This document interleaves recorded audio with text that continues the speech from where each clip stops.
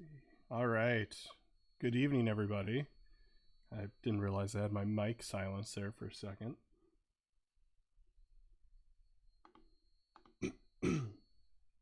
Excuse me, sorry about that. So, let's give it a few seconds, see who all shows up. And tonight, we're going to work on a little project here. I've designed a bit of it so far, but the rest we're going to design up, and it's just a little adventure game. But what we're going to do is we're going to hide sprites, and I'm going to show you guys how to format sprites to where you can make them a button inside your game to activate some sort of event within the game. Some of you that have been around may know that one of our students, Michael, won the contest in October to make a haunted house game, and it was very good. It was very well done, and this is one of the things that he did in his game that made it stand out, and made it stand out really, really well. You will see that this is going to create a lot of different sprites, but that's okay. We're not worried about that at this point. Some of the best games here on Scratch actually have quite a few sprites. This is just it's a fun way of hiding different items around. So we'll get to that in just a sec here. Like I said, we'll let a couple people. Hey Bailey, how's it going? We'll let a couple more people get in if they need to, and then we'll get going.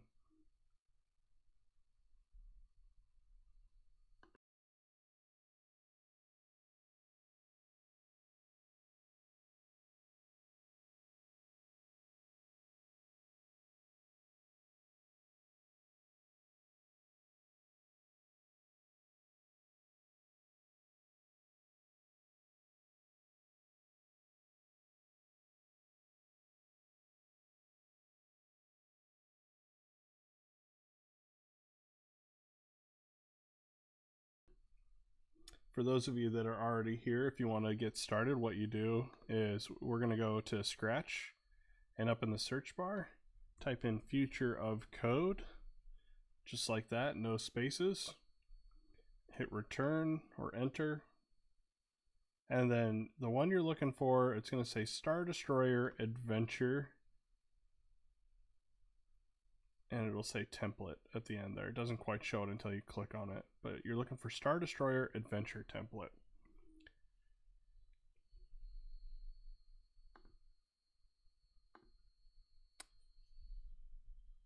Now, some of my students probably know that I'm a big Star Wars fan. I have, I always wear Star Wars t-shirts or something of, some nerdy nature, right? Mario or Zelda or Star Wars or name something nerdy. But Star Wars is actually something I'm really, really excited about. I have a lot of Star Wars stuff, and I enjoy it a lot. Well, this week was May the 4th, and May the 4th is Star Wars Day for a lot of us. It's just kind of a fun celebration that people do. Some cool stuff gets put on sale. People get together. Some people dress up.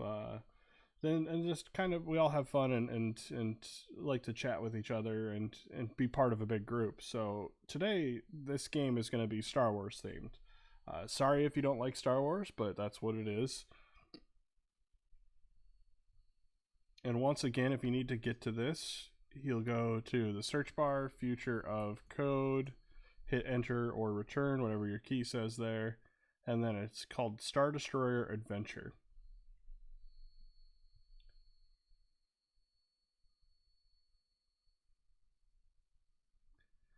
Now, today when we're done with this, there's going to be a couple things. First off, we are not going to be completely done with it. This is going to be, I'm leaving this open to where you guys can go in and you can finish the game to your liking. I don't want to finish this. We've been doing that a lot where we've been walking through a game and we finish it to essentially 100%. We're not going to do that. I don't feel like doing that this time because I want to see how you guys get creative with what we're doing here. Secondly, this week is also, is also Teacher Appreciation Week. It is a good week to find a way to let your teachers know that you're thankful for them. There's a lot of reasons to be thankful for them, and this is that time that you let them know that what they're doing is a tough job, and it's well worth it because you guys are gaining a lot out of it. So there's two things to this week. First off, if you guys finish the Star Destroyer adventure game and you would like to show it off, you can email me. You go to futureofcode.org, and all the way down at the bottom, there's my email address right there, admin@futureofcode.org. If you finish the Star Destroyer game and you want to show it off, email us share it first. You have to make sure that you share your game. Here, I'll show you. When you see inside here, there's a share button. Make sure you share it. And secondly, once it's shared, send me the information for your account and I can go in and take a look at it. If everything looks good, what we will do is we will actually share that on our social media. So we can put it up on Facebook, we can put it up on Instagram, Twitter, and we can show people what you guys are doing. I think that's really important. I want to be sure that we are sharing with everybody who watches us and supports us, and let them know that you guys are doing some cool stuff. Secondly, this goes for the teacher appreciation too. We will, if you create some sort of, whether you make it a card, a game, I don't know what you want to make it, in Scratch, and come in here and email that to me, just like you would the Star Destroyer game that I was just talking about. Email that to me. We will also post that online. What we'll probably do too is let me know what school you go to, because I think it'd be really cool to let your school know that you guys appreciate them, and we can tag the different schools and make sure that people from there actually see it. So I would really like to see some teacher appreciation stuff. They do a lot. They work really, really hard to help you guys out, and most of them do it because they're just really kind people that enjoy it. So let's show them that we care. I think that's really, really important. Hey Jacksons, how's it going today?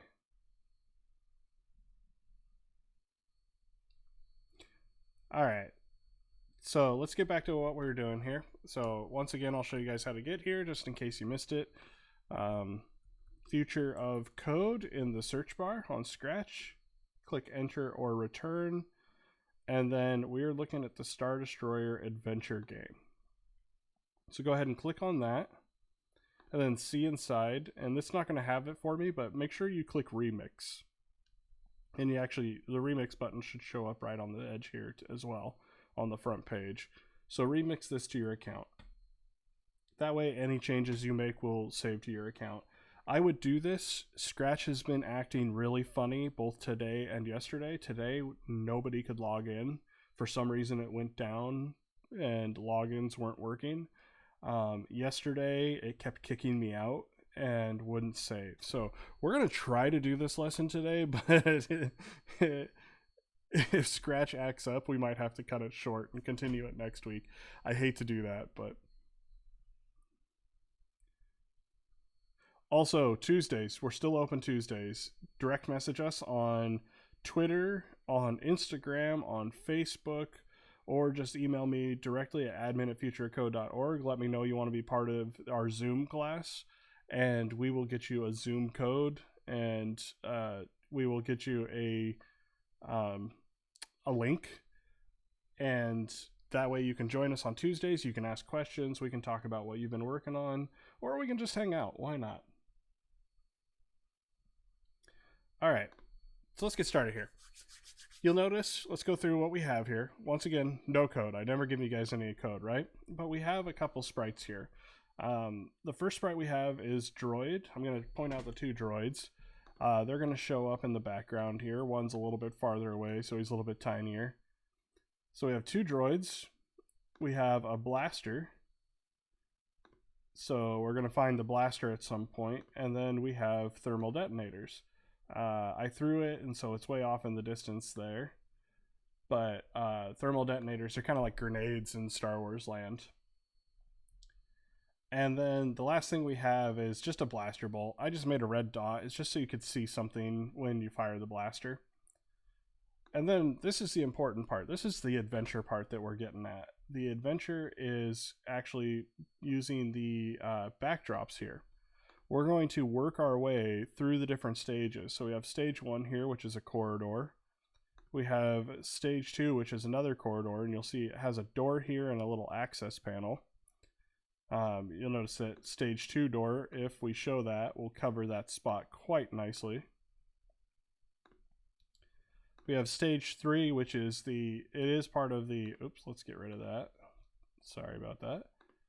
We have stage 3, which is the kind of a control center, a command center that leads to the main deck here, which is the main deck of the Star Destroyer.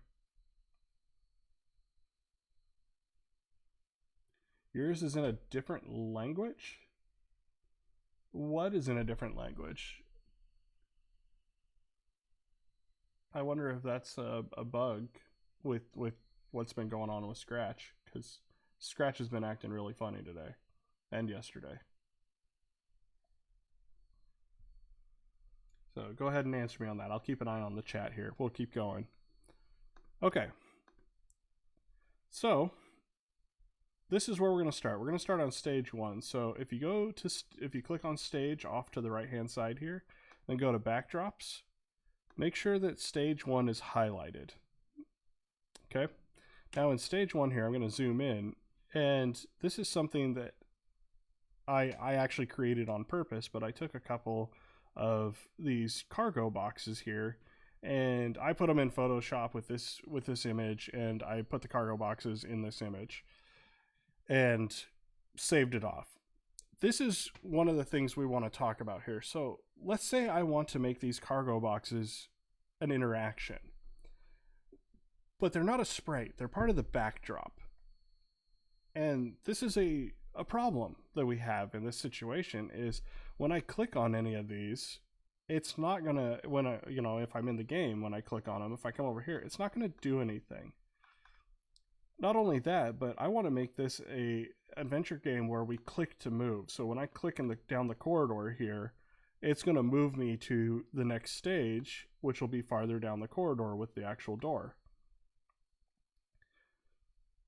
So now this is how we have to start adding stuff to get some interaction. And the way we can do this is by overlaying sprites inside our game. But the cool part about sprites is you can hide them and make them almost invisible. You cannot see them if you're looking for them when you're looking inside the game here. But to the computer, they're just slightly visible enough to where we can click on them and get interaction out of them.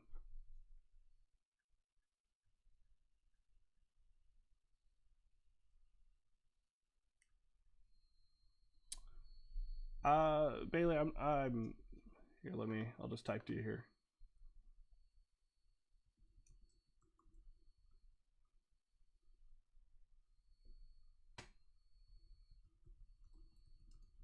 So,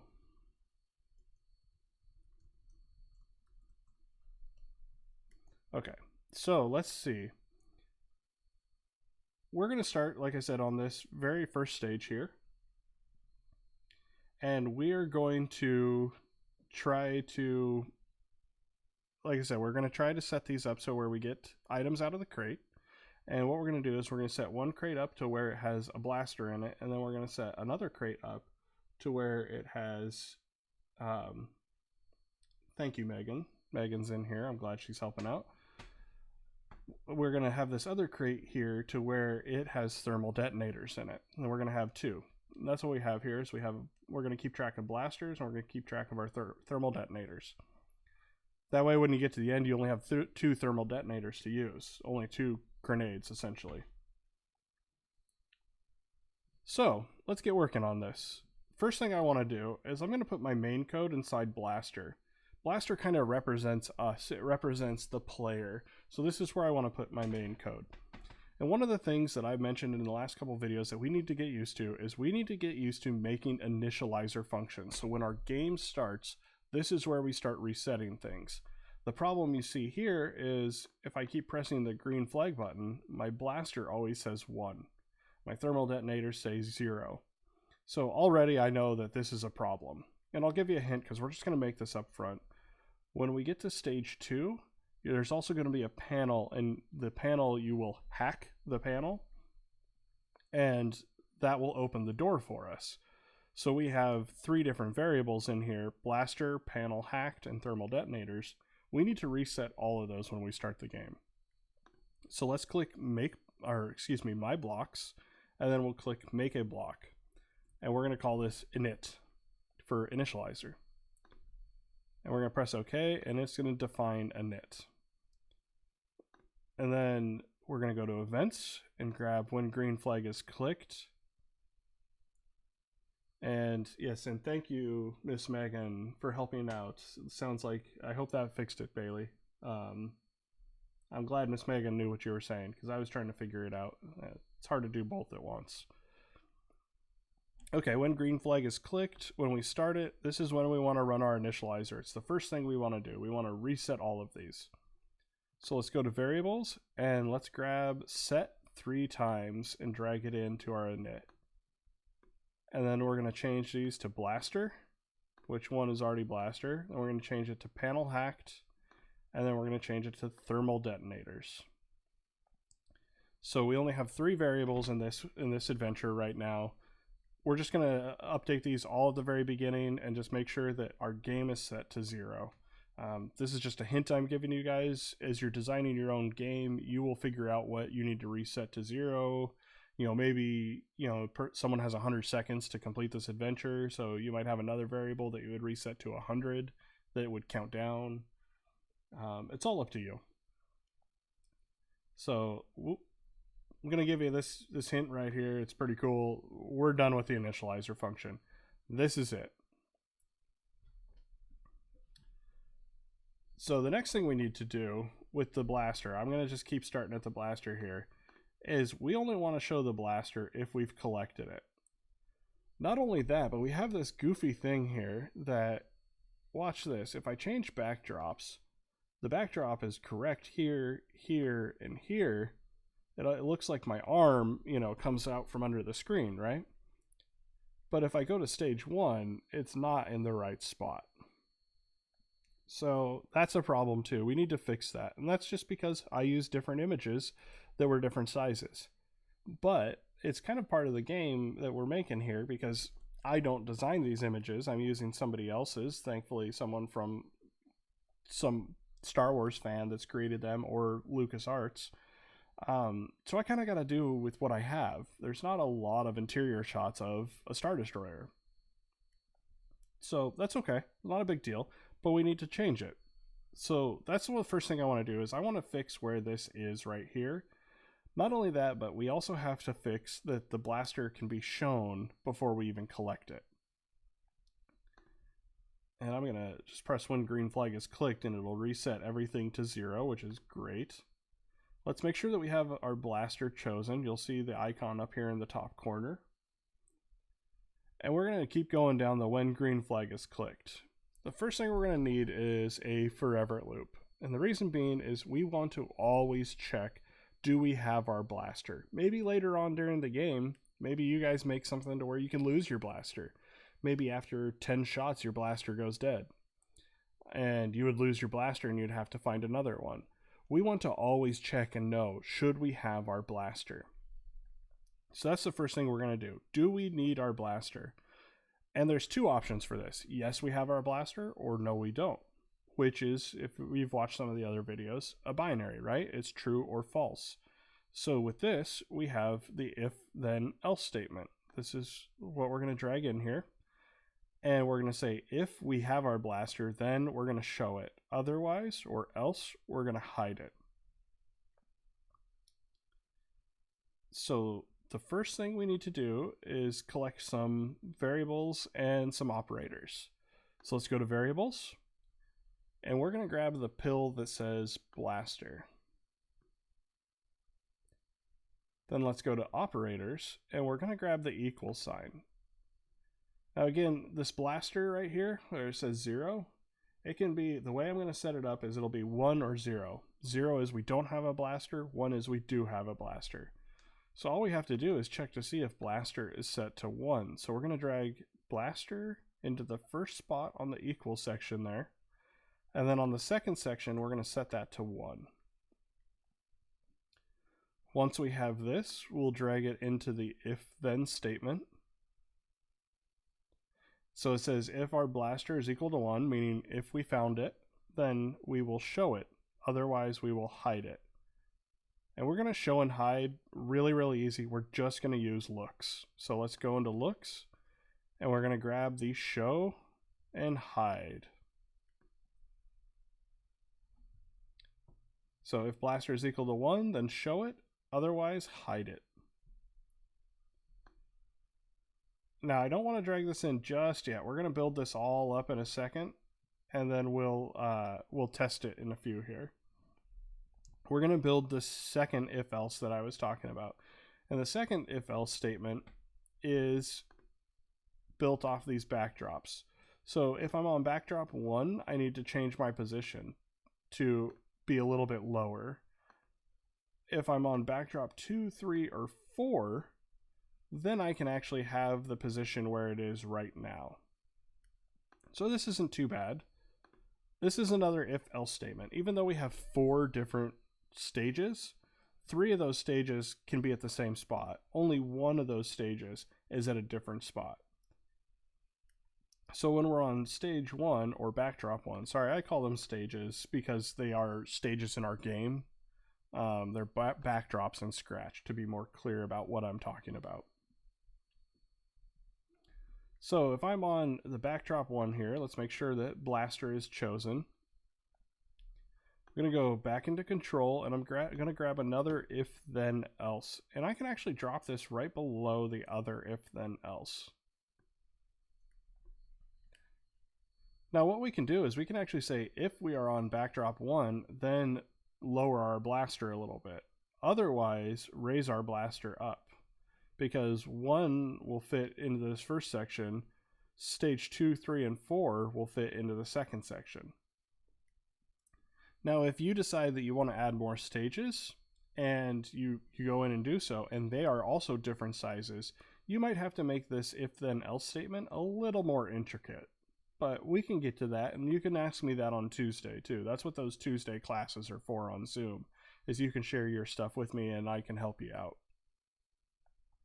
So we can actually use costume number, backdrop number. Backdrop number is a variable within Scratch.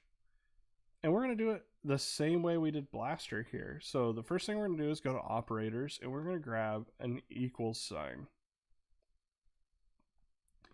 Then we're going to go to looks, and if we scroll down just a little bit in looks, we have costume number and backdrop number. Make sure you grab backdrop number. I know recently we've been using costume number. Don't grab costume number. You want backdrop number. That will tell you which of what I keep calling a stage we're on. And we only want it to be stage 1, which is backdrop 1. So let's grab backdrop number, and we're going to drag that into the first spot on the equal sign. Then on the second spot, we'll make equal to 1. Then we're going to drop that into the second if-then-else statement there. Now this is pretty cool because I'm actually going to separate this. You don't have to separate it. I'm going to separate it just to show you what this does. The next thing we're going to do is motion. We're just going to move the sprite here up and down based on which backdrop we're on. So let's go to motion. We're going to grab 2 of these go to X and Y. So the first one here, I'm going to drop that in. And this is this is 188 and negative 134.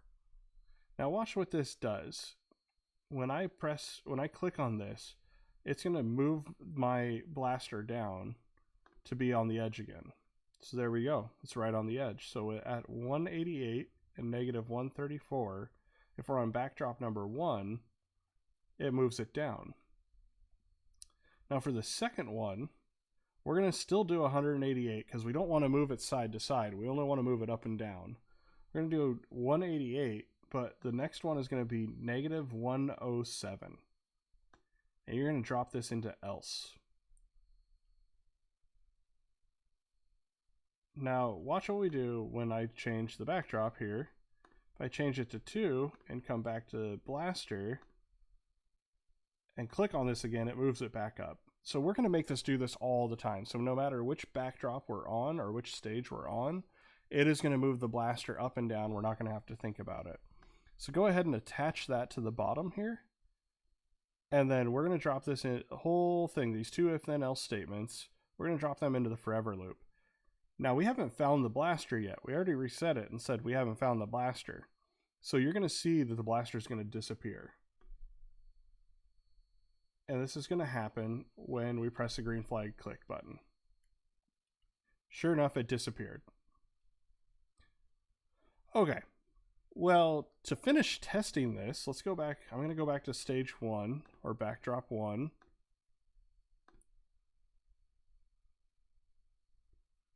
This is where we are going to hide the blaster and the thermal detonators. Well, let's make it to where we can actually find the blaster. Now, this is going to be a little bit interesting, but that's okay. It's going to be odd to get used to, I think. Maybe just the thought of it is that we're going to put a sprite in there and then we're going to hide the sprite so you can't see it. We're going to just work with one little piece at a time, and by the time we do 3 or 4 of these, you're going to totally get the idea. You're going to just be blowing through it, and it's not going to be a problem. And hold on one second, my headphones just died. I didn't think they needed it, but I want to be able to hear what's going on here.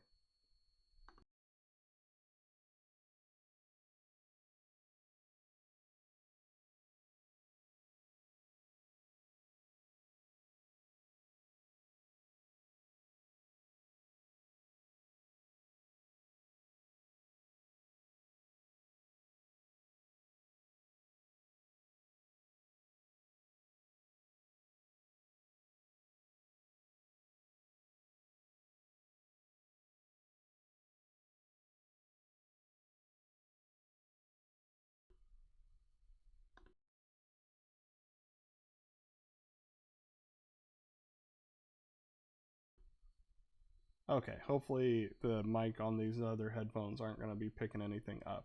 So we'll see how it goes. But that's okay. Not a big deal. One second here while I get that sorted.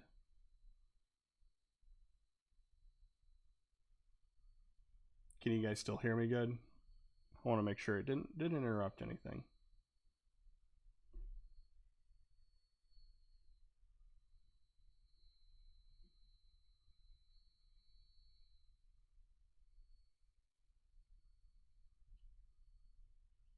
Okay, so let's get back to this.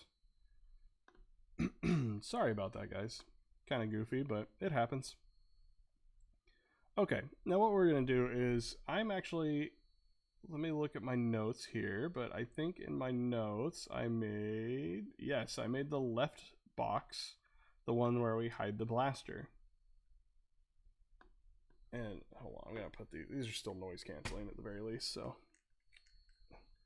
that way I don't hear myself twice. So, okay, this is the left box here. This is where we're going to hide the blaster. Right on the edge. You can kind of see it. It's, hidden away in the dark just a little bit. But what we're going to do is we're actually going to make a new sprite. And then we're going to format that sprite to be outlined on that box. So we don't want to make it too big and like overlap the box so that if someone clicks over here, they could potentially click on the box. Or we don't want to make it too small to where if we're clicking on the edge of the box, it's still not catching the box. There's just a little bit of adjustments, that we have to do with the sprite to make this happen. So what we're going to do is we're going to come down here and we're going to choose sprite, but instead of clicking choose sprite, just kind of hover over it and it's going to give you options. What we want to do is we want to actually pick the paintbrush option. So go ahead and pick paint. Now this is something I like to do. It just kind of helps me visualize where it's at. I like to do some sort of fill color. And I've kind of stuck with purple as the fill color, and then the outline I make black. And the reason being is you'll see it kind of stands out. It's gonna stand out to us in just a second here. And that is going to help us a lot when we go to actually format the sprite and get it in the right shape. So go ahead, make sure you're on this.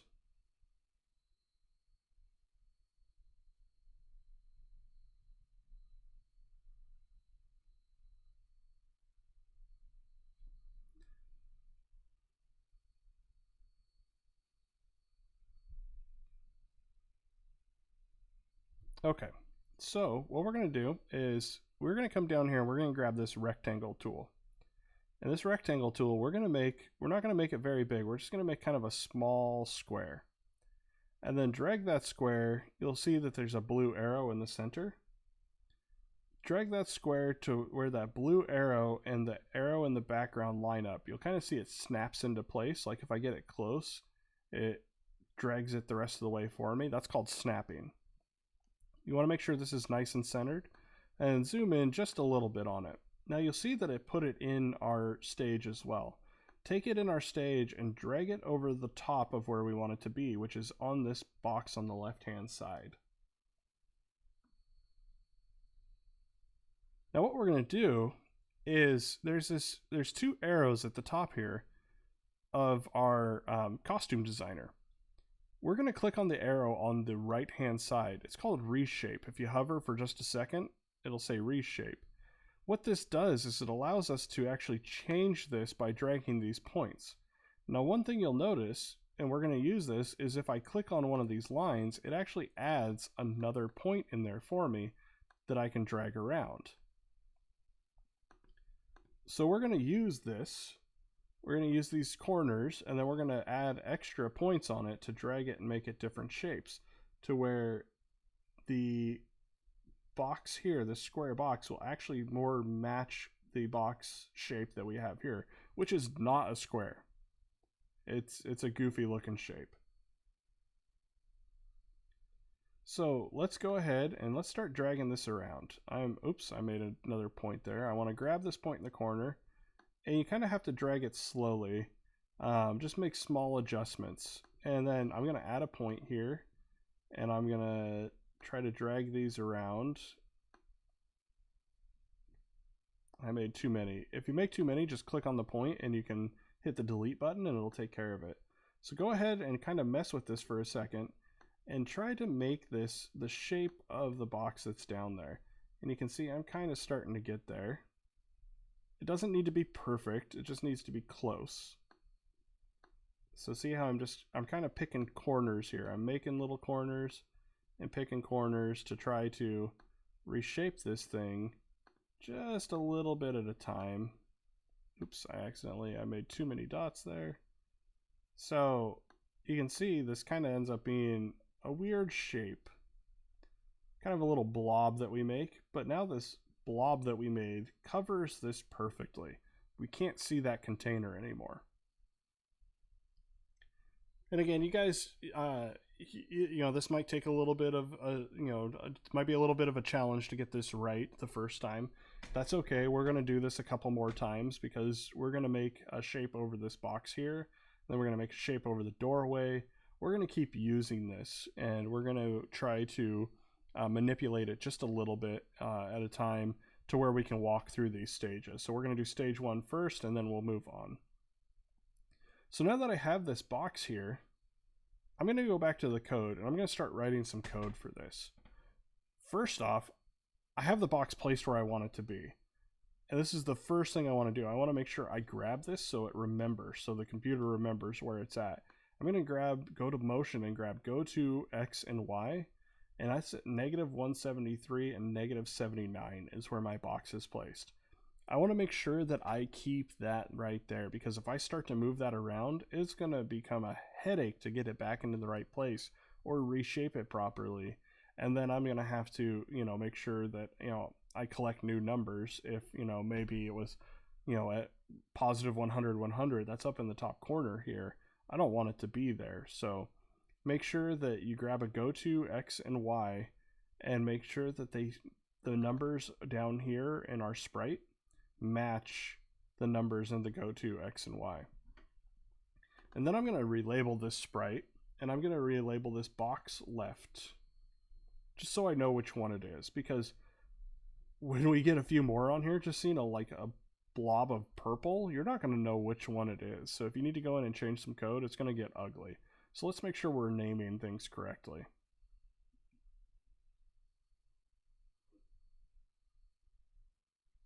Okay. So the first thing we almost always do is let's go to events and let's grab when green flag is clicked. We're going to start with that. And remember, keep your go-to X and Y off to the side here. We're going to use that here in just a minute. Like 20 seconds actually. The next thing we're going to do is let's go to control. And what we want to do is we always want to make sure that this box is behaving in a specific way. So since we always want to make sure it's going to behave in a specific way, we're going to grab a forever loop. And one of the behaviors we want is to make sure that that box is always in the same position. So let's drag go to X and Y in there.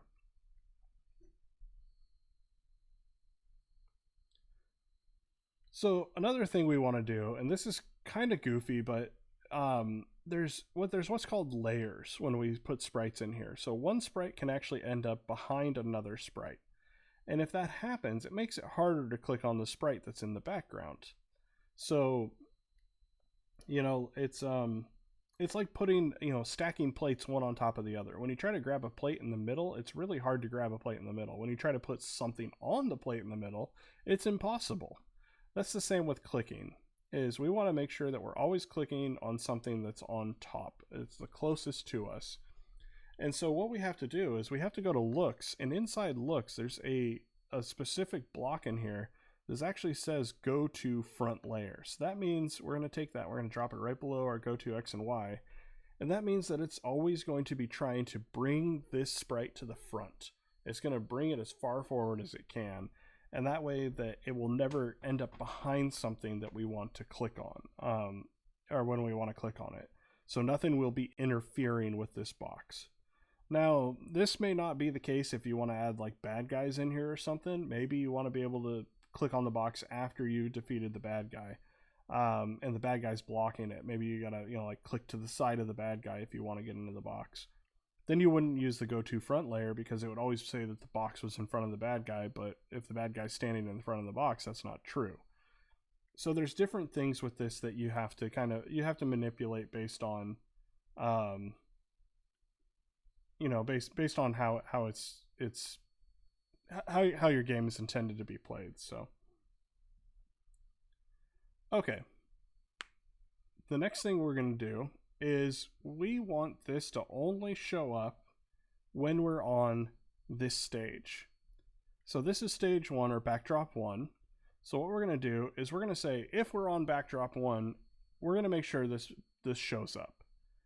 But if we're on any other backdrop, we want it to go away. So we've already done this. We did this with our blaster. You're going to notice there is some kind of rinse and repeat code in here, and there's reasons for it because a lot of this stuff has similar behaviors. So we're going to drag in an if then else statement, and then we're going to go to operators. We're going to grab an equal to sign, and then, not variables. We're going to go to looks, and we're going to make sure we grab not costume number, but backdrop number. Then we're going to drag the backdrop number into the first section. And in the second section, we're going to make it 1, because we're going to say if we're on the backdrop 1, if we're on our first stage, then we're going to show this. Otherwise, we're not going to show it. So let's drop that into our if then else statement. And then, like I said, I just use show and hide. We're going to put show in our if then spot, and then we're going to put hide in our else spot. Now this is one of those things, I know we've used if statements before, but if then else adds a little bit more of, it's a little more thought to it. It adds a little more of complications to what you can do. This is the kind of thing that if you guys are having issues with this, show up on Tuesday. Talk to me about it on Tuesday. I am more than willing to help you and kind of talk about what this means and what we're doing here and the decision tree behind it. And we can go in a little more in depth into topics on why stuff works the way it works. So you know, definitely be sure to hit me up on Tuesday and show up at my Zoom class and we can talk a little bit more. All right, now that we're done with this, we're going to drop it right below the go to front. So it's still in the forever, because we're always going to be checking forever to see if that should be on the stage at any given moment. Now this box sits here, you know, we try to move it. Oh, let me hit when green flag is clicked. If we try to move it, it's always going to snap back.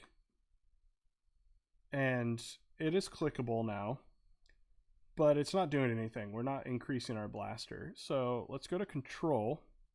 Or excuse me, let's go to events, and when this sprite is clicked, we're going to grab that, the cap block there. We're going to say when this sprite is clicked, we're going to go to my variables, and we're going to set blaster to 1. Oops, to 1. Now, if I click on it, it should set the blaster to 1, and we get the blaster to show up. If we reset the game, the blaster goes away.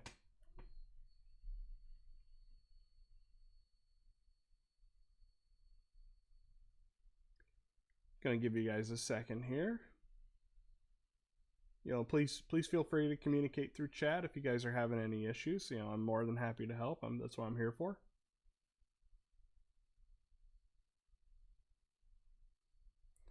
All right. I have energy preferences set, so it tells me when certain things are using too much energy, and Scratch uses a lot of energy. It really does. That's why you keep seeing that pop up.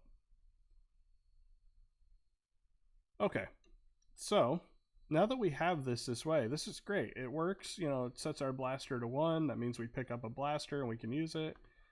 But we have this big purple box here. This is kind of a pain. We don't want that to look purple. We want it to look like this one over here. So what we're going to do is we're going to come in here and we're going to go to looks, and we're going to switch costume, or excuse me, my brain wigged out a little bit there. We're going to set ghost effect to 99. Well, we have set color effect to 0, but if we click on color here, we actually have ghost effect down at the bottom. Now 0, we're going to drag this in. 0 means that it's showing. So it's showing, we can see it, but if I set this to 100, it means that it disappears completely. If I set it to 50, which is halfway, you see how it kind of gets a little bit of a ghost effect there? This is kind of nice. If you set it to 50, you can notice that I actually don't have this looking very good. This bottom corner is way too low. This top corner is not covering the back. You can actually set the ghost effect to 50 and then go back in, and you can say, you know what, I'm going to go back into my costume. I'm actually going to fix this, and I'm going to set it to look a little bit better. You don't have to do this right now, but we can actually set it to be more accurate. So using that ghost effect, we can actually kind of see the background, but we can also see the sprite. So there we go. I can fix that. It covers the box a little bit better now. It's not bad. You know, I don't have a bunch of the ground, you know, clickable. That's what you don't want, is if someone clicks on the ground, you don't want them getting the blaster because they didn't click on the box, right? All right, Bailey, you have a good night. Stay safe. Wash your hands. All right, so what we're going to do is we want this to disappear, but not all the way. So we're going to actually set ghost effect to 99. This means that it's going to become practically invisible. Look, you can't see it there, but the computer still thinks it's there. Oh, too far. Then what we're going to do is in the forever loop, and we can put this at the top, we're going to set ghost effect to 99. So now check this out. When we restart this, if I click on it, it doesn't show up, but if I click in the area where that box was, if I actually click on the box image, I'll still get my blaster. And that's because we created what's called a trigger. So what that's doing is it's saying if you've clicked on this area, if you clicked in this spot, we're going to do a specific thing, and that specific thing is dictated by this sprite. So we do this in lots of different things, lots of different programs, but we tend to call them triggers, and triggers have specific actions. And this specific action is you found a blaster. So that's our trigger right there. We took a sprite, and we're not using it as a sprite because we made it 99% opacity, or 1% opacity. We hit it 99%. So we're kind of using it as more of an indicator, as a button to let us know that something's clicked in that area. And that means that if we go and restart this and we click anywhere else, it's not going to have the same effect. And this is a way that we can make stuff in our background actually seem like buttons in our game. Now we're going to keep doing this. I'm actually not going to do the thermal detonator ones over here. I'm going to give you guys a hint that the thermal if we get to it, we get to it tonight, but I want to keep going. I'll give you a hint that the thermal detonators are very similar to this. Very, very similar. You want to do about the same thing, but there's going to be some changes in here. Specifically, I'll give you a couple hints. We're not going to set the blaster to 1. With the thermal detonators, we want to give them 2 thermal detonators. We're also going to not put it in the same X and Y position because we don't want it showing up over here. We want it showing up over here. So there's a couple changes you're going to have to make to get this to work right. We're going to do the door now though, because what I want to do is when I click near this door here, I want to be able to move into the next stage. So let's go in and we're going to make another sprite. I'm actually going to restart this so I don't have a blaster. That way I can see all of the door. Hover over, choose a sprite, and click the paintbrush again.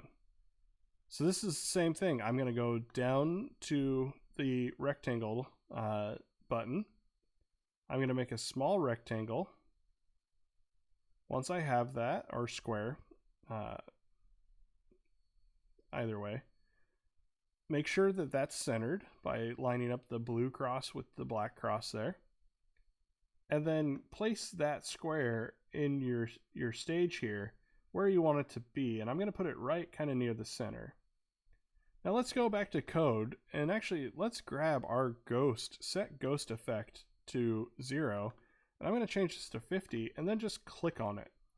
That way it's going to give me an idea. I can see through and see what I'm doing, but I can also see where my sprite is. This is going to make it easier for me to manipulate, as we already found. So let's go back to costumes. And then in costumes, remember there's these 2 arrows. This first one lets you drag it around. The second one lets you reshape it. So let's go into reshape. I'm going to zoom in just a little here.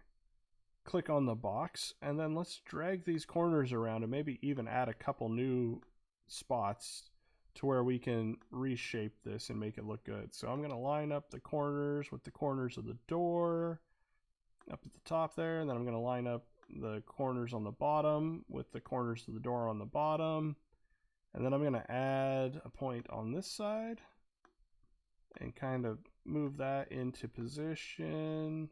Now if I want this corner to be a little bit sharper, see how there's like these wings on this? I can pull these wings in and this corner is going to become sharper. If I pull those wings out, the corner becomes rounder. Okay, I got that one corner done there. It's matching the door pretty well. I'm going to add another one over here. I'm going to pull those wings in. Drag this around just a little bit. And check that out. That's not too bad. That's pretty good, right? It covers most of it. I think it covers where most people would click. So this takes a little bit of practice. If you don't get it perfect right now, that's okay. We're just going to keep going and we're going to keep, working on code. Don't expect to get this right every single time. It's not a big deal. So what this is going to do is I'm going to call this sprite. I'm going to call this move to stage 2. And I'm going to do it in this camel case here to where each word is capitalized at the beginning. So move to stage 2. That way we know what it is. And let's go to our code. Now, like I said, a lot of this code is kind of rinse and repeat. So I'm going to go through it a little bit quicker. You'll notice that some of this code is actually exactly the same, some is slightly changed, and that's not a big deal. One sec, let me get my notes back over here. Oops, accidentally broke something in my notes. Oh, yeah, I can't fix it right now. That's okay. So let's go to events, and we're going to grab when green flag is clicked. All right. Excuse me. When green flag is clicked, we're going to do the same thing we did with this last box we created over here. We want this to work forever. We always want this to be running. We always want the game to know what's going on with this trigger that we created here. So the first thing we're going to do is we're going to set its location, right? We don't want that to move. We always want it to be right there. And right now it's at 56 and negative 127. Let's go into motion and let's grab go to X and Y. Let's set that to 56 and negative 27. At least that's what mine is. You should check yours to see if it's different. Yours might be different depending on where you put it. So don't assume that it's in that spot. Okay. Now, the next thing we did was we said we always want this to come to the front. We always want to make sure that the user can click on this. This is actually going to be important because the blaster kind of covers this right here. So what we want it to do is we want to say that if we click anywhere near the blaster, it's still going to be clicking on this trigger. It's going to be clicking on this sprite. And I'm going to start calling them triggers because that's what we're doing, is we're using them to trigger events. So even though they are sprites, I'm going to start calling them triggers. So let's go into looks, and we're going to say go to front layer. And the next thing we want to do is the same thing we did over here with the box, is we want to do if the backdrop is equal to 1, then we're going to show it. Otherwise, we're going to hide it. That way it makes it completely not clickable. So let's go and say, and there's some different, if you might be a more experienced coder and watching this, there is some shorter ways to do this. I know there are. Okay, Pierce, what's not working? Let me know what's not working. Specifically, is it that it's not, the blaster's not, or that you can't get the right shape? Let me know what's not working there. Your backdrop. Okay. What's it doing? Tell me what it's doing.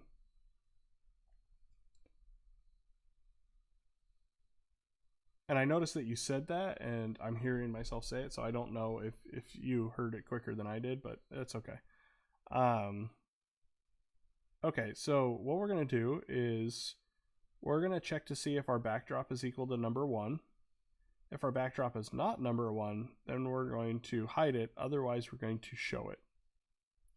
Meaning it being this shape that we created.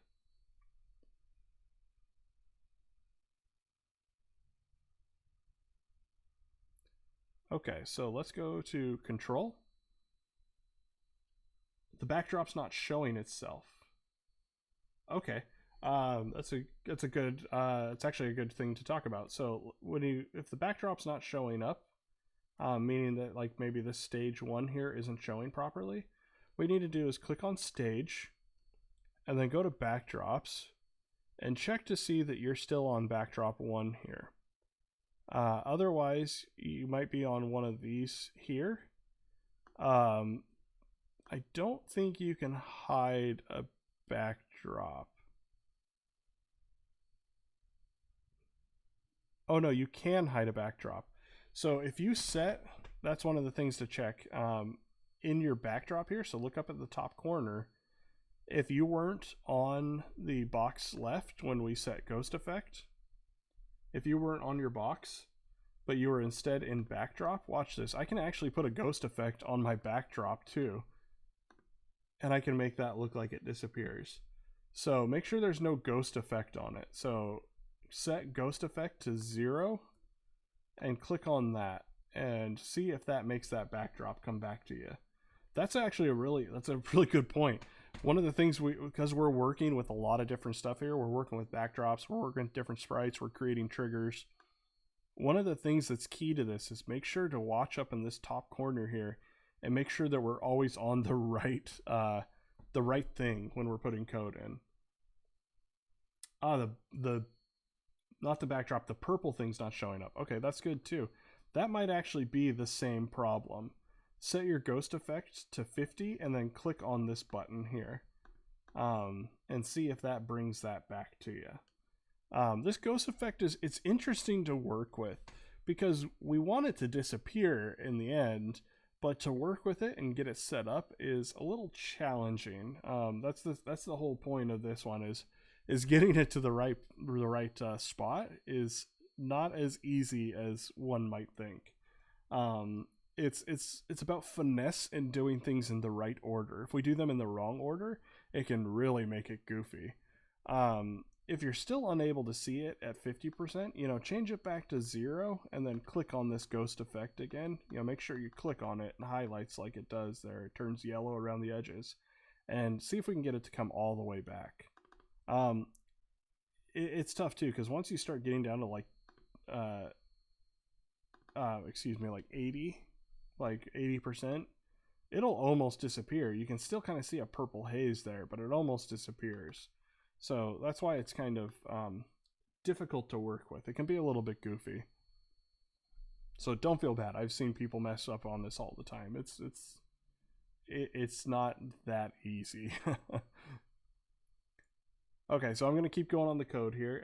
If you're still having issues, we can always talk about it on Tuesday. I'm more than happy to. I just want to make sure we keep moving for everybody here. But feel free to keep asking questions. I'll see if I can answer them as we go along. Okay, so now that we have the go-to front, like I said, the one thing we want to check is that it only shows up if we're on backdrop number 1. So let's go to control, grab an if then else.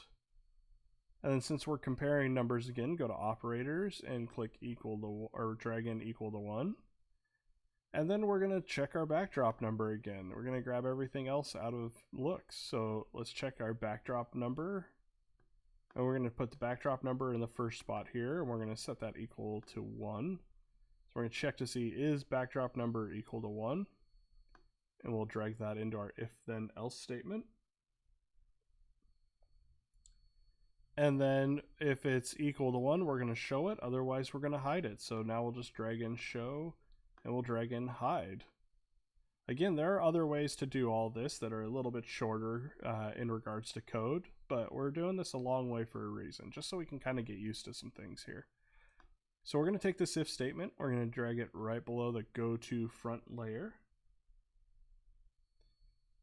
And then since we're kind of done here, we don't need to, we know where everything is.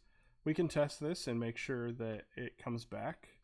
If it always comes back, that's good. And you'll notice when green flag is clicked here, if it's no ghost effect is set, it always sets it back to 0 so you can see it.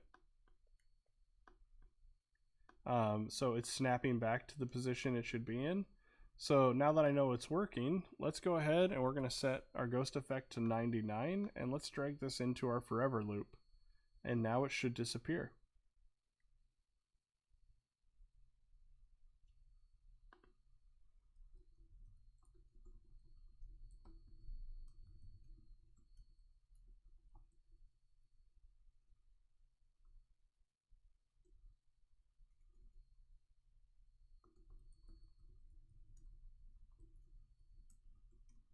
Okay, now what we wanted to do is we already have our second stage in here. Our stage is our next backdrop. This is actually pretty cool. This is very short code. What we can do is let's go into events and we're going to grab a when this sprite is clicked. And when we click on this doorway, we're just going to make it jump to the next stage. We're going to make it move to backdrop number 2, which is where our door will be. Okay. So we're going to go and we're going to click the, make sure we're clicking on the move to stage 2. And we have when this sprite is clicked, go to looks, and we're gonna grab next backdrop. Don't grab next costume. I did this just by habit earlier when I was making this, because we use costumes a lot in making animations and stuff. I did it by habit, and I was like, what is going on? It wasn't working for me, and I realized, oops, I grabbed next costume. We really need next backdrop. And we can test this. Let's hit the green flag button, we'll grab our blaster, and we'll click on the doorway, and sure enough, we move to the next stage.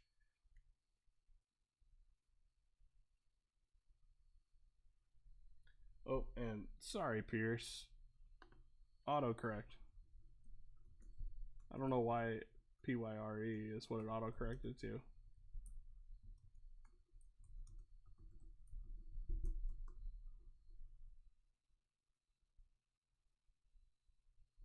Okay.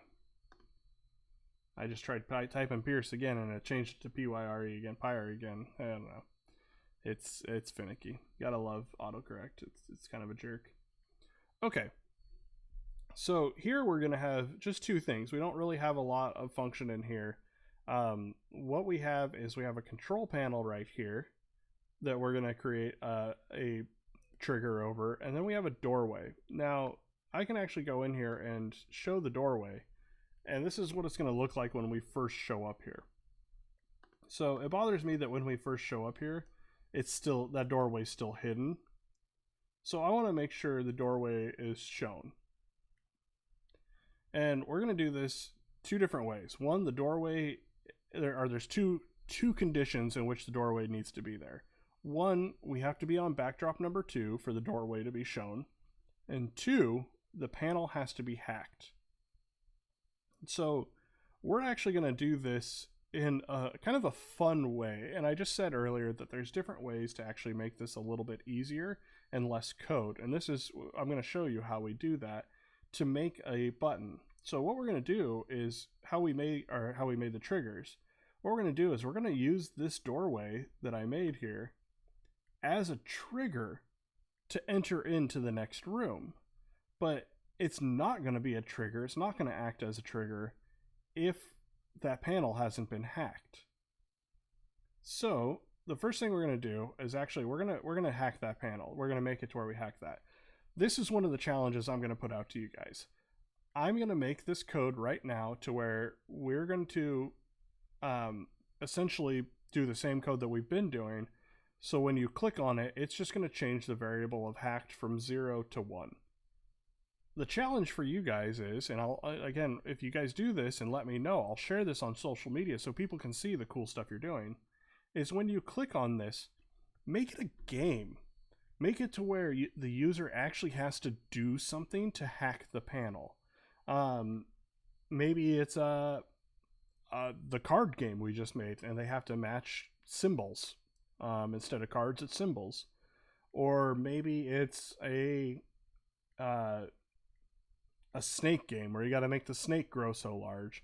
You know, make it to where when you click on that panel, there's a challenge that the user has to do to open this door. Because behind this door, there's going to be droids. The droids didn't just leave the door wide open. They left it locked.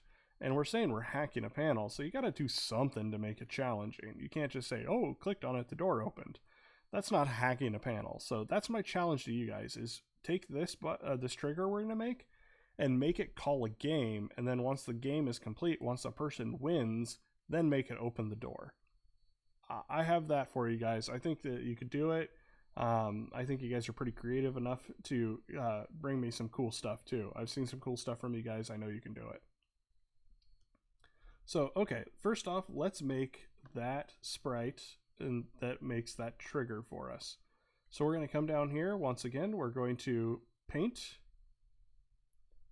And we're going to make our rectangle. This one we can make pretty small because it doesn't need to be very big. Look at that. We're going to actually have to zoom in on it a lot. Drag it to where it's centered. And then let's place it over here. And then this time, I'm not going to worry about making it like halfway opaque. I'm going to just kind of adjust it to where I think it should be. Mainly because this one's really, really small. So we don't want to make it too accurate, because if it's too accurate, the user might not be able to click on it at all. So it's going to be a little bit bigger than it should need to be. Mainly just so it's user friendly. And the reason being is, let's say somebody's playing this on their iPad, trying to click a tiny little button on the iPad with your finger is actually pretty difficult. So you want to make it a little bit bigger than that panel. And also, we're not putting anything in here, so it's not a big deal that it's a little bit bigger. So it's just, it has to be pretty much the rough size. Okay, now once we have that, let's go back to code. And the first thing I'm going to do is I'm going to drag in our X and Y location. So I have this at -16 and 2. So let's go to motion, and I'm going to grab go to X and Y, and I'm going to drag in -16 and 2. Now the reason I'm doing this is because we're going to start to, we're going to cheat a little bit here. We've already written this code a couple times over again, but the thing that keeps changing is just its location on the screen. So let's go back to the, let's grab our, let's see which one. Let's grab our box left. And what we're going to do, this is pretty cool. I like this. In Scratch, we can actually click on this code to where we would be able to drag it around. We're going to drag it down here, and you notice that stuff highlights. It shows us, the highlighted spots shows us where we can move it. We're going to drag it over what is now called Sprite 1. And we're going to drop that. And it doesn't look like it did much, but if we click on Sprite 1, and we need to call this like access panel or something. Let's call it access panel. That way, like I said, we always know what it is. When we click back on our access panel trigger, look at that. It brought our code back in with us. Now, if we go through this, if we read through this, we see set ghost effect to 99, go to X and Y. Well, we know that's incorrect because that's the wrong spot. Go to front layer, that's correct. And, well, let's fix go to X and Y. Let's get rid of that. So I'm going to drag some code out here so we can replace that. So we want go to X and Y to be -16 and 2. And I guess we didn't have to replace it. We could have just typed it in there, but that's why we saved it before we did anything. That's why we saved that piece of code off, so we always knew what our original X and Y location was. Okay, let's keep going. Go to front layer. Yes, that's correct. If backdrop number is equal to 1. Well, that's not correct because we're on backdrop number 2. So let's change that to number 2. And then if it's on number 2, show. Otherwise, we're going to hide it. This is actually all correct. This looks good. So let's get rid of this spare X and Y. We don't need that. Go to X, go to Y. Clean that up a little bit. This should be correct. Now, the one thing we need to do, though, is we need to change panel hacked. So if we click on this, we're going to say that the panel's been hacked. Again, my challenge to you is create some sort of game or something for them to do that is more complicated than just clicking on this panel. It just doesn't make sense story-wise that you'd be able to click on a panel and it would open. Not if people are trying to keep you off the bridge, or not if droids are trying to keep you off the bridge, right? So let's go in and we're going to go to events. We're going to grab when this sprite is clicked. And when this sprite is clicked, we're going to go to variables and we're going to change, or excuse me, set. We're going to grab the set blaster to 0, but we're going to say set panel hacked to 1. And I can look at this. I can click on the panel hacked button here, or the check mark, and let's try it out. When I click on it, sure enough, it changes panel hacked to 1. When I restart, it's back to 0. Yeah, looks good. Not bad. Okay. Now we can go. And try to set up the doorway. But I just thought about something.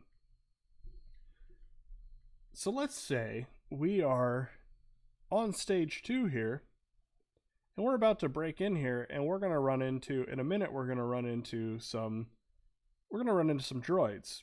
Well, the droids have blasters, but what if we didn't collect our blaster? Then we think, well, we can always go back and get it, right? But we don't have a way to do that yet. So let's actually create a way to go back and collect the blaster.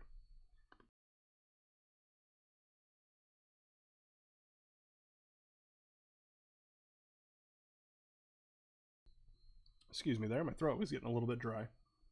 So let's go back and let's make something to where we can always click back and know that we are, if we're moving backwards. So let's go in and we're going to make another sprite here.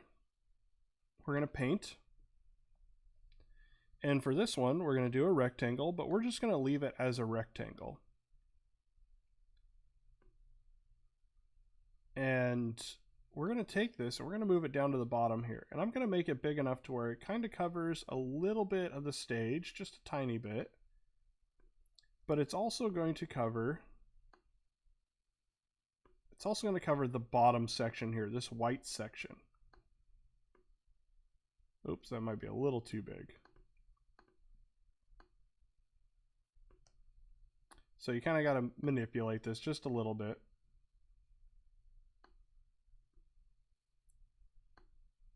Okay, so like right about that. Like it doesn't have to be very big. And then what we're going to do is we're going to take the bucket tool and we're going to make the fill for bucket tool black. And you can do this just by changing the brightness, drag it down to 0. And we're going to fill this purple section right in the center there. So just go ahead and keep lining this up. As you change sizes, you kind of have to line it up in the center here. But we're going to make this black. And what it's going to do is we're going to change the opacity to it. We're going to make it almost invisible, but not quite. And the reason being is we want the user to kind of have a hint that if they click down here, that they can move backwards. It's just going to be shaded. So let's go back to our code once we have that all lined up there. Let's go back to our code, and the nice thing about this is, once again, we've already been building the code for this. Everything else has had the code for this. It's just going to change a little bit. So I'm going to go back to Access Panel, and I'm going to say, okay, if it's an access or if it's like the access panel here, which it kind of is, again, it's just in a different location. Oh, well, let's go grab the location of this first. The location is 5 and -148.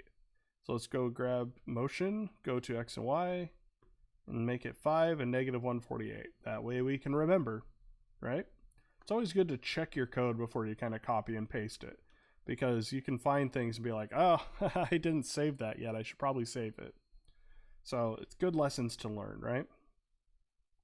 So I'm looking at this, and this is pretty good code. This is essentially doing what we want it to do. So let's grab this, and we're going to do the same thing. We're going to drag it, and we're going to drop it on Sprite 1. And I notice again, it's called Sprite 1. Let's change that.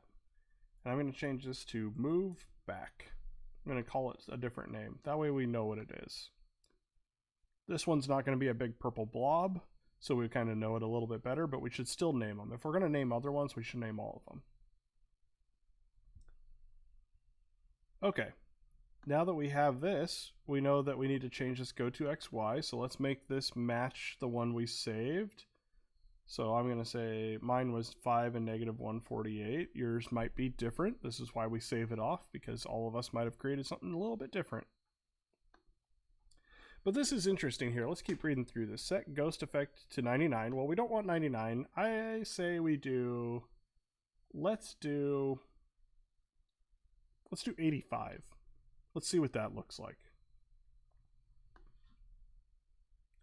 All right, now it says go to X is 5, Y is -148. Okay, that's where we want it, or that's where I want it. Go to front layer. Yeah, it should be in the front, so we always can be able to click down here and click on it. All right, now we have if backdrop number is equal to 2, then show it. Well, we also have backdrop 3 and backdrop number 4. We want to be able to move backwards in those. However, if we're at backdrop equals number 1, we don't want to move backwards. So we can actually use that. If we have 3 times when we do want it to show, but we have 1 time when we don't want it to show, we can make that happen. And when we don't want it to show is when it's equal to 1. Now this says backdrop number equals to 1, show. Well, that's the opposite of what we want, right? We want it to not show it. We want it to come down here when it's equal to 1.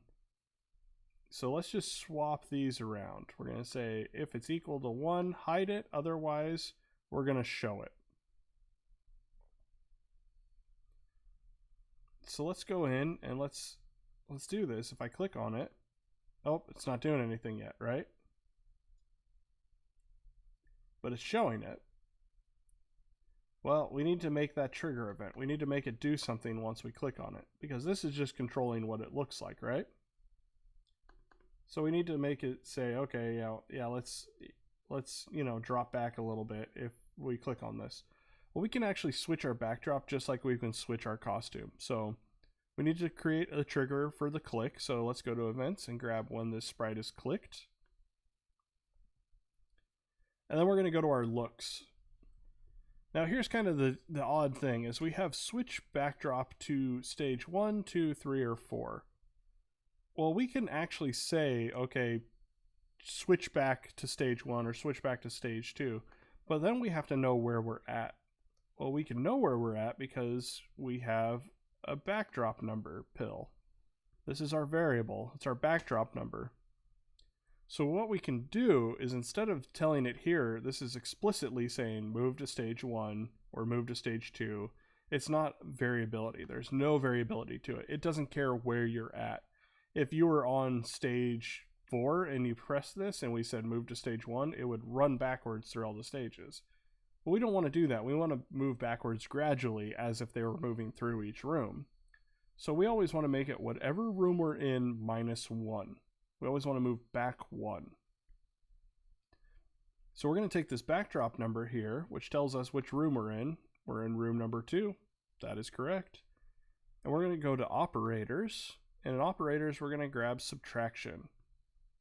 And we'll drag backdrop number into the first spot and 1 into the second spot. And so it'll say backdrop number minus 1. If I click on the green here, it should give me 1. That tells me what my previous backdrop is from where I'm at right now. And we will go ahead and we're going to drag that in and drop that to the switch backdrop to backdrop minus 1.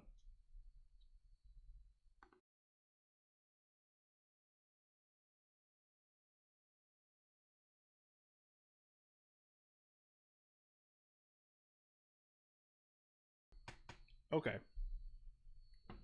So now when that sprite's clicked, we want this to happen. So let's go ahead and drag this in. And let's test this. We can actually go all the way back. If we click on stages, you don't have to do this. I'll just show you. If I go to stage 4, which stage 4 is going to look a little goofy because the door's there right now, and it won't be there once we get the code fixed. If I click on this little space down here, it'll move to stage 3. If I click on it again, stage 2. And if I click on it again, stage 1.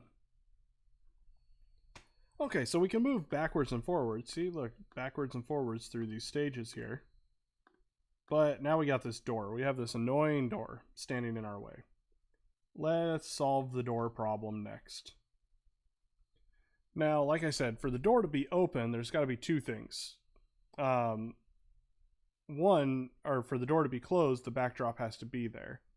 For the door to show up, the backdrop has to be backdrop number 2. It has to be this stage, right? But also the panel will have not been hacked yet. If the panel is hacked, then the door will be open. But we're also going to make it to where this door is a trigger. So we want to know when the door can be the trigger as well. And I'll show you how we do this code. It's going to be very, very similar. First thing we're going to do is we're going to go to, events and grab when green flag is clicked. And like most other things, we're going to grab a forever loop and drop that in as well, because we want to do this forever at this point. All right, now we're going to go to motion. Oops, and you notice I did something wrong. I didn't look at where I was. I'm on my stage still. Let's drag that out of there. Let's make sure we're on stage 2 door. I'm sorry about that. See, we all make those mistakes. Let's make sure we're actually on the door. We're putting code into the door right now. So once again, let's try this one more time. when green flag is clicked, we're going to do a forever loop. And the first thing in our forever loop is let's make sure that door doesn't move. Let's make sure it's always in the same position. And the position I want it in is negative 115 and 7. So go to x is a negative 115 and y equals 7.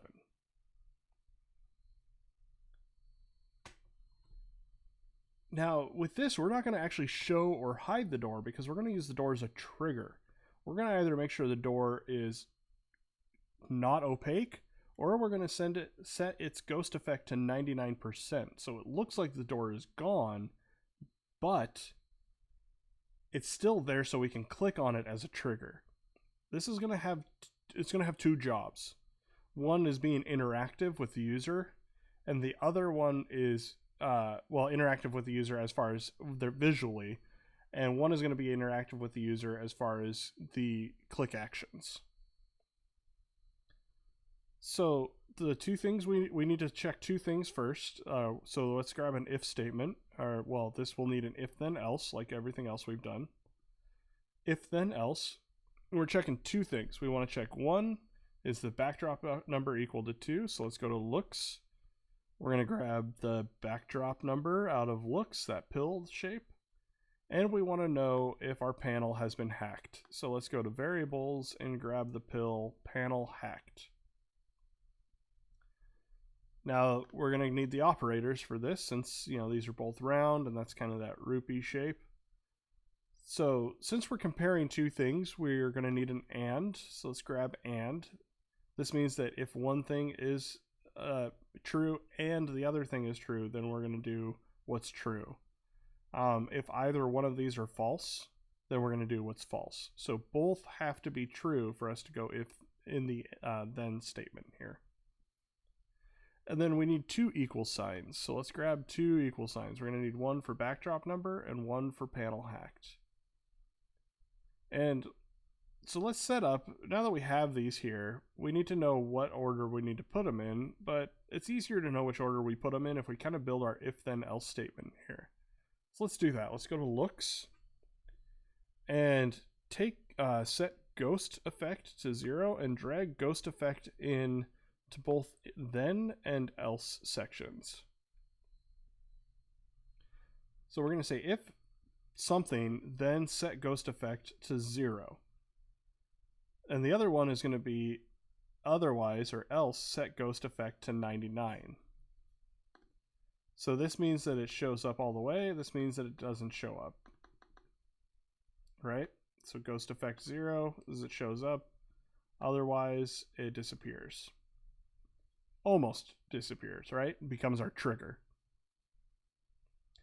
Well, when we want the ghost effect to be 0 when it shows up, that means that our panel hacked has not been done yet. Our panel has not been hacked, and our backdrop is equal to number 2. Because we don't want it showing up on any other backdrop, right? We need it to disappear. So that's okay. It's not a big deal. We can do that. So let's say backdrop number. That's the first one. We only want it to show up if our backdrop is equal to number 2. Also, we want the panel hacked. We want it to show up when our panel hasn't been hacked, so that'll be equal to 0. So now that we have these two here, we can drag them into our AND statement and say that if both of these are true, then we want the door to show up. Otherwise, we want the door to be 0. And we're going to drag these into our if then else statement here. So let's go ahead and we'll drop this in right under the go to X and Y.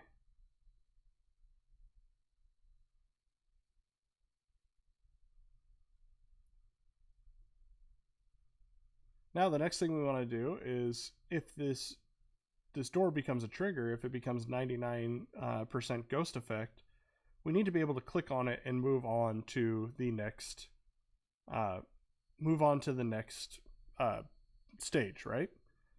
So we've been doing that with, when this sprite is clicked, next backdrop. We're going to do that very, very similar here, but we actually need an if statement in here. So let's go to events and let's start to build this out. We'll say when this sprite is clicked, and then we're gonna grab looks and go next backdrop. Now watch what this does here. Because this part up here is looking at when the panel's hacked just to decide if it should be an effective 0 or an effective 99. That's a problem, right? It's that's not what we want to. That just shows the door. It doesn't actually show the behavior of the door. So right now, if I click on this, it'll actually take me to the next backdrop. That's a problem because we don't want to be on the next backdrop because the door should be closed. We shouldn't be able to enter through the door when it's closed. So we need to check and see if the panel's been hacked yet. Let's go to control and we're going to surround the next backdrop in an if statement. So let's take this if statement, say if blank then next backdrop. And what we're going to do is we're going to check to see if the panel has been hacked yet. So let's go to variables. We're going to take panel hacked. And let's go to operators and grab our equal sign. And we're going to say if the panel hacked is 1, if it's been done, then we can go to the next backdrop. So this should stop us from going through here. If I click on this now, it's not going to let me through the door until I click on this panel, and then I can get through.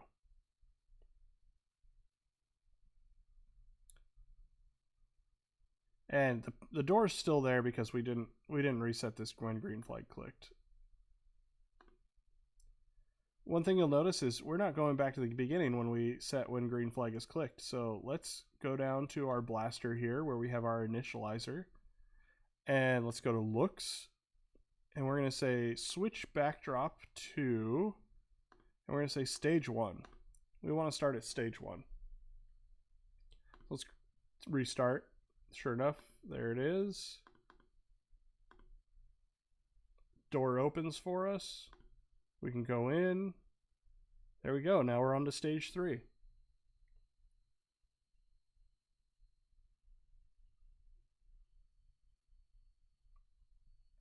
Okay.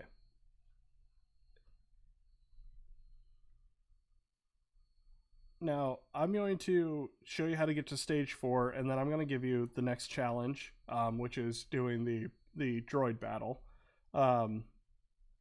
You know, like I said, I made a blaster bolt. I made it to where you could throw thermal detonators. But I'm just going to actually talk you through it. I'm not going to do this one because I want to see if you guys can create it as well. The goal of this project was not to create the entire project with you. The goal of this project was show you how to create the doorways and the triggers to move from section to section. And so we're going to do this one last doorway, and then I'm going to call it quits at that point. And we're going to talk about the challenges with this specific project and kind of go from there. So let's do that right now. We're going to do this one last doorway. And this one's a big sucker. Look at that thing. It takes up a majority of our screen. We're not going to put anything in here. The droids are, you know, going to be off in this direction here. I can show you kind of how mine was built. In fact, I will show you how mine was built to give you guys kind of some ideas. I didn't do hacking for the project. I did just the droid battle, which was really, really basic. I just made it to where you could throw a thermal detonator or shoot them. I didn't do a whole lot because, again, I don't want to give you guys the answer. I just want to give you guys an idea. So let's just fix this one last doorway to let us move through to the final section, and then it'll be good to go. Okay, so let's go in like we've been doing. Say choose a sprite. We're going to click paint. I'm sure you guys are getting the hang of this now. It's starting to feel good, right? It's starting to feel familiar. This is what we want. So we're going to go to our rectangle. I'm going to actually change this back to purple. So I need to set my color here. I'm going to set it back to purple. I just like them all to match a little bit. A little obsessive compulsive, I guess.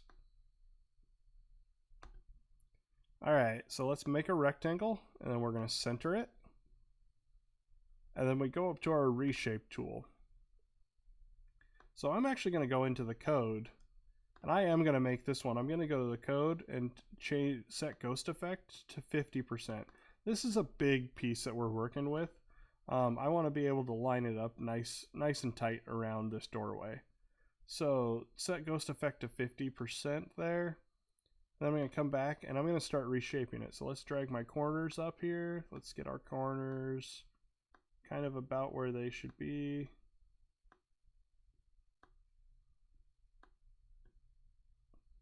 Let's grab our other corner. The other spot on the doorway here.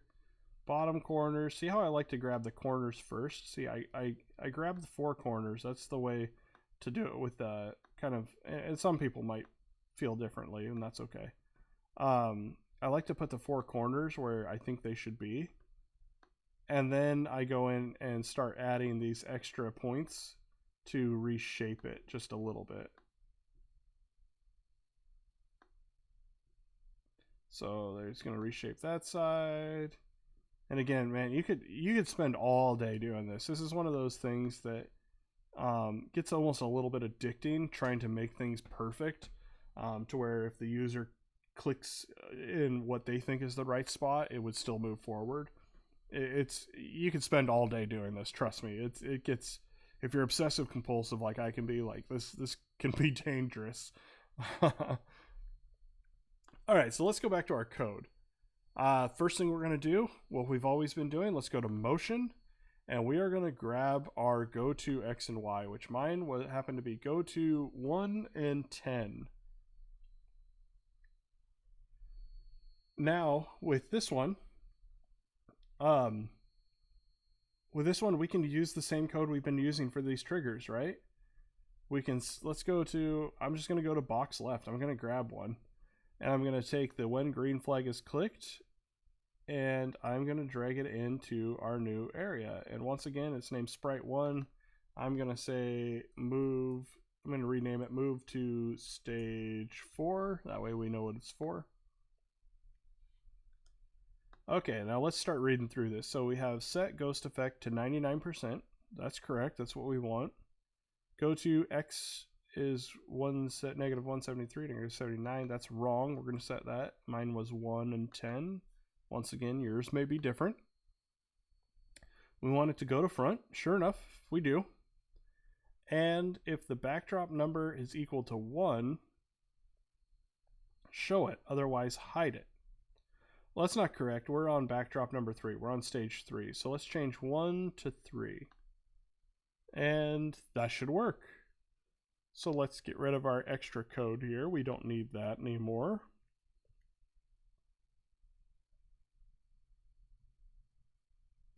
Okay. So we have its, visual behavior down. The next thing we need to do is what happens if we click on it. And we've been doing that too. We can actually go back to one of our doorways, and we say when this sprite is clicked, next backdrop. Let's drag that in. So when sprite is clicked, we do next backdrop. See, we can copy a lot of this code. A lot of this behaves the same way. Okay. There we go. We have the behavior all set up there. When the sprite is clicked, next backdrop. So let's test this out. Let's go from the beginning. I can grab the blaster.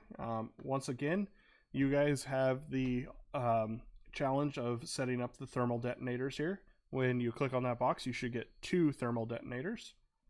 Then if I click on the doorway, it moves me into the next one. I can't get through this door yet. If I click on the control panel, it lets the door open, and I can then click into it. And if I want to go back, let's say I want to go back a couple, I can. That's great. Now if I want to go into the final section, I'm going to go into the final section.